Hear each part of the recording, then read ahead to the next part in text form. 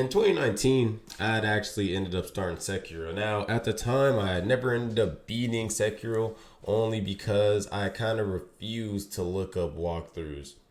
Off the simple fact of I was kind of just lazy. And there was a certain point where I was I let a side boss kind of just stop me from playing the game. Two side bosses that stopped me from playing the game at the time. I forgot the names of both of the side bosses, but I'll try to put up pictures just so you guys see exactly what these ugly motherfuckers were doing to me that made me stop playing the game. It kind of threw me off at the time, and plus I was too lazy to look up walkthroughs. Too lazy for some reason. I could have been beat the game, but I don't know. But I use Sekiro as an introduction to Souls series games and Souls alikes. And to this day, I can say it actually did help me get more into these types of games. As of recently, I've played Dark Souls 3, so I haven't beat it. Only got halfway into the game. I played Elden Ring, beat it all the way through. Thinking of also doing a second run through. I beat Sekiro actually this time around. I actually want to go and actually beat Bloodborne. So yeah, I could say Sekiro was a good way to introduce me to all of these games. But you know, in 2023, now at this point, I finally beat it and I could finally give off my opinion about it. For Souls like it's actually different because Sekiro is actually his own character. Instead of a character you make up on your own, most times in Souls games you just create a character and go around soloing bosses. Don't get me wrong, you do the same thing as Sekiro, but at least Sekiro is involved in the story and a pivotal part of the world within it. Instead of something like the Tarnished, who is the boss and goes around ruining the lives of the characters in the world. Like, bro, you guys can't tell me the Tarnished isn't a boss and isn't evil. Literally one of the game's endings, you go out and kind of just put the whole world in rot. Rot in Elden Ring is basically like cancer. You giving the whole world cancer, making everyone sick, making people mindless. Like, look at Radon. Radon himself is just mindless, walking around, getting affected by rot all day. Like, they're not good people. Even when you look at other Souls games, they're not good people either. Yes, there are good endings, but the bad endings are bad. When it gets bad, they're pretty dark when it's dark. You know what I mean? Like, it's these guys aren't good compared to Sekiro, who is his own character, who's going out trying to help the hair of the family, and then also going out beating Genichiro and somebody like Ishin, who's trying to take over the air, and even defeating somebody like his father, the Owl, who was gonna actually overthrow the whole system over there and overthrow the whole capital. So, yeah, don't get me wrong, there are bad endings in Sekiro.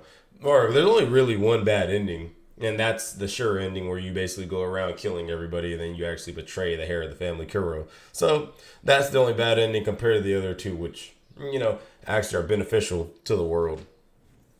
So, the bosses in the game of Sekiro, also to get on those, are actually fun to go against also. Things like parrying and using the multiple different ninja tools in the game, plus skill trees, makes it look even more enjoyable to go through.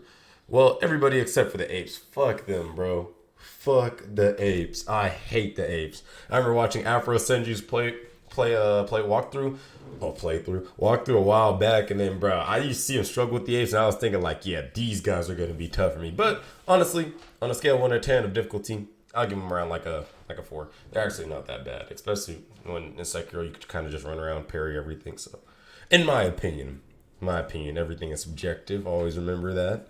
But for the most part, those are the annoying bosses in the game. Don't get me wrong. Like, I still do think they're pretty annoying. Like, why does this nigga have 2 phases and a third fight with his ugly ass wife? Like, come on, bro. You're gonna throw his wife at me too, on top of him running at me? Especially because it makes it even worse because they kind of blue ball you and then, or not blue ball you, but they kind of bait you. And then by thinking in the first fight when you take off his head that you killed him, but then the centipede comes out and then another round comes in. Yeah, that character this is annoying. But besides that, characters like Genichiro and Ishin are actually fun to go against. They both feel like really personal fights that get you hyped up for the end of the story. Personally, my favorite fight was the final Ishin fight. When they let you catch this lightning and throw it back, that's some cool shit to do in video games to me. Like, throughout that whole fight, Genichiro was able to do multiple moves that you could parry. Obviously, you could parry most moves in the game, but with Ishin at least, my bad, not Genichiro. With Ishin at least, it felt as if the whole fight was choreographed in a sense, if that makes sense. Like, it felt so clean. Every parry was so nice. Every sequence of moves that he did added on to a smooth segue into parries. The fight was smooth. First phase was. Second phase, even when he brought out the spear, I still thought was even nice. Was even a fun phase. Even though that was probably one of the hardest phases out of all the boss fights in Sekiro. Then the third phase, when they were throwing lightning at you and they added in the lightning mechanic to where you can actually throw it back, I thought it was a pretty good omen to someone like Genichiro, who did the exact same thing. But as we can see, this final boss put you to the test by doing the same things Genichiro did, but he was times 10 on top of that. And when I say times 10, I mean, of course, in difficulty. My bad if you can hear it. I have a fucking cough drop in my mouth because I'm a little sick right now, a little sickies. But maybe in total, I'm just a fan of stories that have the main character and main villain fight against each other in a significant place, such as the flower, the Garden of Flowers, where you fight at. You obviously lose in the beginning of the game, which I'm going to get onto in a second. These underdog stories are cool as fuck to me because Sekiro turned nothing into something. Like I said, he got his whole ass arm cut off in the beginning in the flower field when you first fight Genichiro, which you lose completely.